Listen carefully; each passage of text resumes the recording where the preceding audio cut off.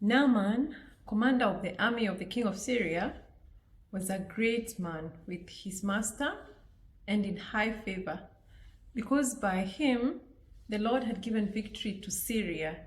He was a mighty man of valor, but he was a leper. Now, the Syrians on one of their raids had carried off a little girl from the land of Israel, and she worked in the service of Naaman's wife. She said to her mistress, "Would that my Lord were with the prophet who is in Samaria. He would cure him of his leprosy." So Naaman went in and told his Lord. Thus and so spoke the girl from the land of Israel. And the king of Syria said, "Go now, and I will send a letter to the king of Israel." So he went, taking with him 10 talents of silver, 6,000 shekels of gold, and 10 changes of clothing. And he brought the letter to the king of Israel, which read, "When this letter reaches you, know that I have sent to you Naaman my servant, that you may cure him of his leprosy." And when the king of Israel read the letter, he tore his clothes and said, "Am I God, to kill and to make alive, that this man sends word to me to cure a man of his leprosy? Only consider and see how he is seeking a quarrel with me." But when Elisha, the man of God, heard that the king of Israel had torn his clothes, he sent to the king, saying, "Why have you torn your clothes? Let him come now to me, that he may know that there is a prophet in Israel." So Naaman came with his horses and chariots and stood at the door of Elisha's house. And Elisha sent a messenger to him, saying, "Go and wash in the Jordan 7 times, and your flesh shall be restored, and you shall be clean."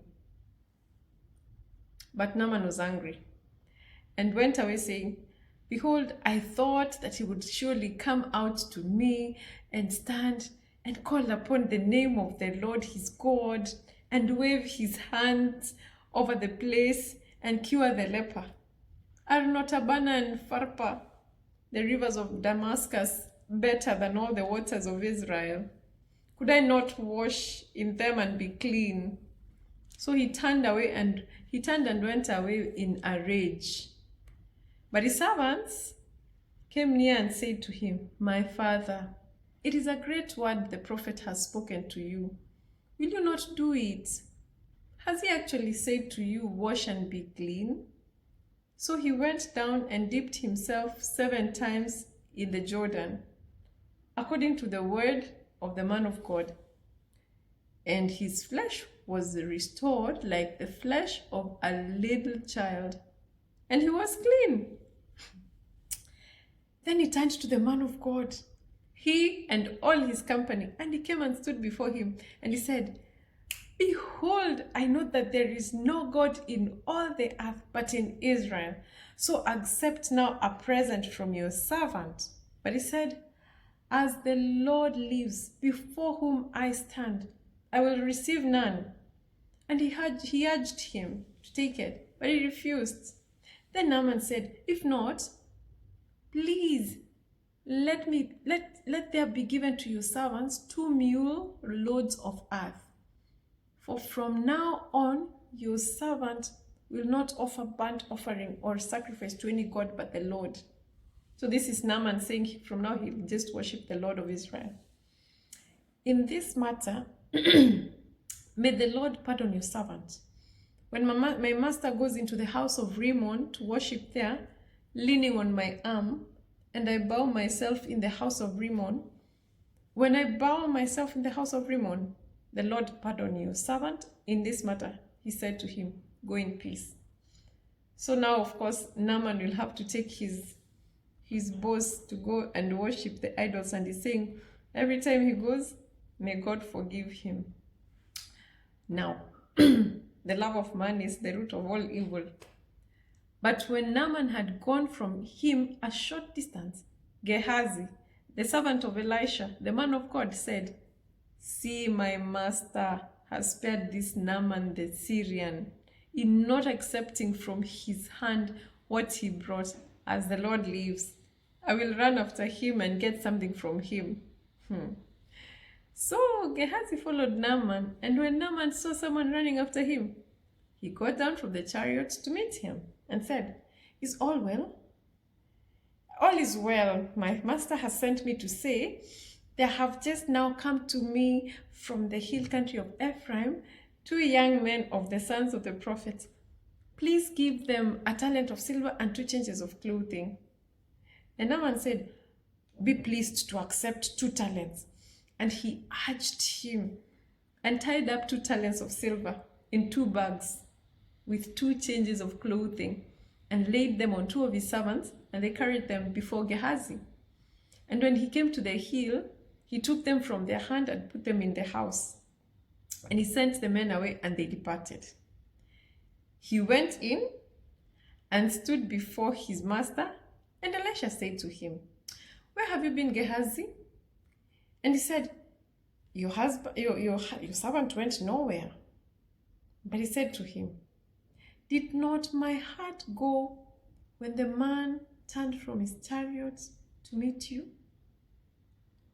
Was it a time to accept money and garments, olive orchards and vineyards, sheep and oxen, male servants and female servants? Therefore, the leprosy of Naaman shall cling to you and to your descendants forever." So he went out from his presence, a leper like snow. So mainly you can see the person who's talked about mostly in this story is Naaman. And then there is Gehazi. But this beautiful story is sparked by a girl. I like that it's written it's a slave girl, because sometimes we think we have to be something really big for God to use us. Naaman, a mighty man of valor, listened to the voice of a slave girl, a girl they had captured in Israel. And now he listened to this girl and got his healing. But of course, in the process, he meets Gehazi, who thinks, we can't let this money go. And of course, Gehazi gets like a trade. You know, Naaman carried this offering because he wanted to trade it for his sickness, for the leprosy. And that is what, so Gehazi traded his health for a sickness. And this sickness was traded through that gift that he insisted on having. That's why Elisha said he was not going to accept it. We have to be very careful the things we go after. We could be trading for things that are not good. And I think it's also an encouragement to every woman. It doesn't matter where you are at. God is able to use you. God has given something to every single woman.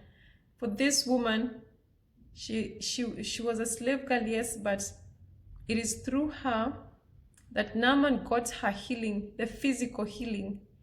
And the moment Naaman got healed, the first person he thought about was God. Naaman turned to God and became a follower of God, and even said, please, I know I have to do some of these things that will not make God happy. I want God to forgive me. And that is why Elisha says to Naaman, go in peace. So what about you? What about me? What are the things that God has put in us? Who are the people that God has brought our way? And we need to speak and tell them something. I pray that God will help us to have wisdom and also courage and know when to speak to these people in our lives, so that they will also be ministered to, because God is also interested in our health, in our physical well-being, and also in our spiritual well-being, so that we can continually see the hand of the Lord mightily moving through us and in other people. So be encouraged today. God will use you, God will use me, and people will receive the grace to go through their season, and others will receive the response or the answer to the cry they have. Yes. Continue subscribing, continue sharing, continue commenting, continue watching, and encourage the women in your life and the girls in your life to just follow on the stories, read your word, and just see how God used women, and just be encouraged as a woman. Maybe if you're there and you're thinking, does it mean that God does not use men? No. God uses women, men, children, all those who are available. But we just wanted to just focus mainly on the women, mainly because I'm a woman. Yeah, it's just for us to go through this journey of seeing the stories of the other women, the lives of other women, and how God used them, and also see other women who like rebelled against God. So we just get to see those women who stood with God, those women who stood against God, and to just learn as much as we can in this journey. Yes, God bless you so much, and be encouraged. Bye-bye.